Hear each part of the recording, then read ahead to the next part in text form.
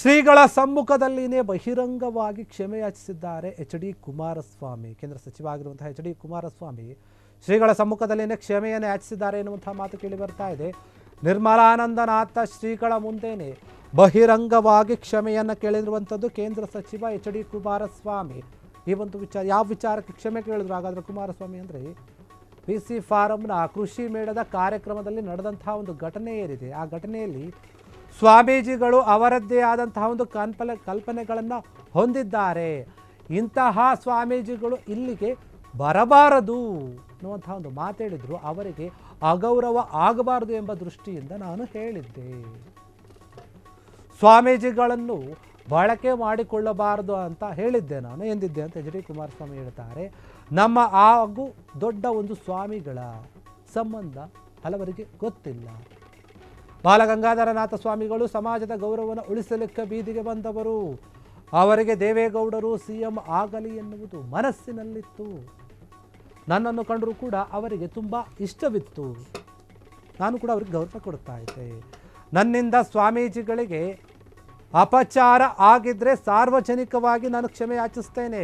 ರಾಜಕೀಯ ವಿದ್ಯಮಾನಗಳು ಏನೇ ನಡೀತಾ ಇದ್ದರೂ ಕೂಡ, ಎಲ್ಲೇ ಇದ್ರೂ ಕೂಡ ಅದು ನನಗೆ ಬೇಡ. ಆದರೆ ಈ ಬಗ್ಗೆ ನಾನು ಸ್ವಾಮಿಗಳಿಗೆ ಕ್ಷಮೆ ಯಾಚಿಸ್ತೀನಿ ಅಂತ ನಿರ್ಮಲಾನಂದ ಶ್ರೀಗಳಿಗೆ ಬಗ್ಗೆ ಮಾತನಾಡಿದ್ದಾರೆ. ಅವರು ಮಾತನಾಡಿದ್ದಕ್ಕೆ ನಾವ್ಯಾರೂ ಕೂಡ ಮಾತನಾಡಿದ್ದಾರೆ. ನಾವ್ಯಾರು ಅವ್ರ ಬಗ್ಗೆ ಮಾತನಾಡೋಕ್ಕೆ? ನಮ್ಮ ಸ್ವಾಮೀಜಿಯಷ್ಟು ಶಿಕ್ಷಣ ಹೊಂದಿದವರು ಯಾರು?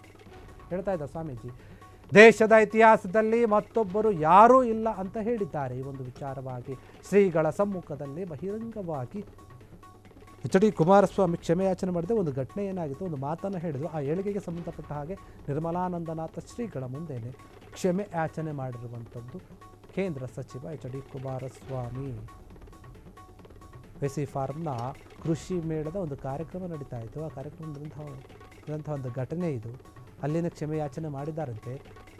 ಸ್ವಾಮೀಜಿಗಳು ಅವರದ್ದೇ ಆದಂತಹ ಒಂದು ಕಲ್ಪನೆಗಳನ್ನು ಹೊಂದಿರ್ತಾರೆ. ಹೀಗಾಗಿ ಅಂತಹ ಸ್ವಾಮೀಜಿಗಳು ಇಲ್ಲಿಗೆ ಬರಬಾರದು, ಅವರಿಗೆ ಅಗೌರವ ಆಗಬಾರದು ಎಂಬ ದೃಷ್ಟಿಯಿಂದ ನಾನು ಸ್ವಾಮೀಜಿಗಳನ್ನು ಬಳಕೆ ಮಾಡಿಕೊಳ್ಳಬಾರದು ಅಂತ ಹೇಳಿದ್ದೆ ಅಂತ ಹೇಳುತ್ತಾ ಇದ್ದಾರೆ.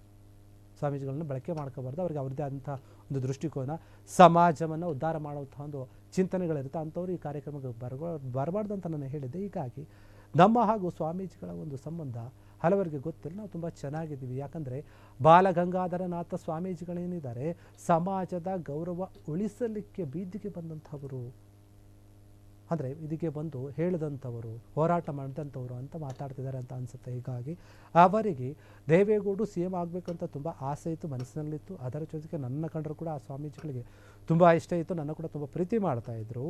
ನಮ್ಮಿಂದ ಸ್ವಾಮೀಜಿಗಳಿಗೆ ಏನಾದರೂ ಅಪಪ್ರಚಾರ ಆಗಿದ್ದರೆ, ನೋವಾಗಿದ್ದರೆ, ಅವರ ಗೌರವಕ್ಕೆ ಧಕ್ಕೆಯಾಗಿದ್ದರೆ ನಾನು ಈಗ ಸಾರ್ವಜನಿಕವಾಗಿ ಕ್ಷಮೆ ಯಾಚನೆ ಮಾಡ್ತೀನಿ ಅಂತ ಎಚ್.ಡಿ. ಕುಮಾರಸ್ವಾಮಿ ಹೇಳ್ತಾ ಇದ್ದಾರೆ. ಅದು ನಿರ್ಮಲಾನಂದನಾಥ ಸ್ವಾಮೀಜಿಯವರ ಮುಂದೆಯೇ ಸಮ್ಮುಖದಲ್ಲಿ ಇದೆ. ರಾಜಕೀಯದ ಒಂದು ವಿದ್ಯಮಾನಗಳು ಏನೇ ನಡೀತಾ ಇದ್ರು, ಆಗುವಗಳು ಏನೇ ಇದ್ದರೂ ಕೂಡ ನಡೆಯುತ್ತಿವೆ ಅಂತ ಹೇಳಿ ಎಲ್ಲರಿಗೂ ಕೂಡ ಗೊತ್ತಿದೆ. ಏನೇನು ನಡೀತಾ ಇದೆ, ಏನು ಮಾತನಾಡ್ತಾ ಇದ್ದಾರೆ. ಈ ಬಗ್ಗೆ ನಮ್ಮ ನಿರ್ಮಲಾನಂದನಾಥ ಶ್ರೀಗಳು ಕೂಡ ಮಾತನಾಡಿದ್ದಾರೆ. ಅವ್ರು ಹೇಳ್ತಾರೆ ಅಂತ ನೋಡಿ, ಅವರು ಮಾತಾಡಿದ್ದಕ್ಕೆ ಇನ್ಯಾರು ಮಾತಾಡಿದ್ದಾರೆ? ಯಾರು ಮಾತಾಡಿದ್ದಾರೆ? ಅವ್ರು ಮಾತಾಡೋಕ್ಕೆ ಇನ್ಯಾರು ಬೇರೆ ಆದರೂ ಮಾತಾಡಿದ್ದಾರೆ? ನಮ್ಮ ಸ್ವಾಮೀಜಿಯಷ್ಟು ಶಿಕ್ಷಣವನ್ನು ಹೊಂದಿದವರು ಯಾರಿದ್ದಾರೆ? ದೇಶದ ಇತಿಹಾಸದಲ್ಲಿನೇ ಮತ್ತೊಬ್ಬರು ಯಾರೂ ಕೂಡ ಇಲ್ಲ ಅಂತ ಹೇಳಿಬಿಟ್ಟಿದ್ದಾರೆ ಸ್ವಾಮೀಜಿ ಒಂದು ವಿಚಾರವಾಗಿ. ಹೀಗಾಗಿ ಎಚ್.ಡಿ. ಕುಮಾರಸ್ವಾಮಿ ಅವರು ಹೇಳಿದಂಥ ಅವರ ಮಾತಿಗೆ ಏನಾದರೂ ಸ್ವಾಮೀಜಿಗಳಿಗೆ ನೋವಾಗಿದ್ದರೆ ನನ್ನ ಕ್ಷಮಿಸಿಬಿಡಿ ಸ್ವಾಮೀಜಿ ಅಂತ ಹೇಳಿ ಬಹಿರಂಗವಾಗಿಯೇ ವೇದಿಕೆಯಲ್ಲಿ ಕ್ಷಮೆ ಯಾಚನೆ ಮಾಡಿದ್ದಾರೆ. ಕ್ಷಣ ಕ್ಷಣದ ಸುದ್ದಿಗಳಿಗಾಗಿ ಫ್ರೀಡಂ ಟಿವಿ ಸಬ್ಸ್ಕ್ರೈಬ್ ಮಾಡಿ, ಲೈಕ್ ಮಾಡಿ ಹಾಗೂ ಫಾಲೋ ಮಾಡಿ. ಹೊಸ ಸುದ್ದಿಗಳ ನೋಟಿಫಿಕೇಶನ್ಗಾಗಿ ಬೆಲ್ ಐಕಾನ್ ಮೇಲೆ ಕ್ಲಿಕ್ ಮಾಡಿ.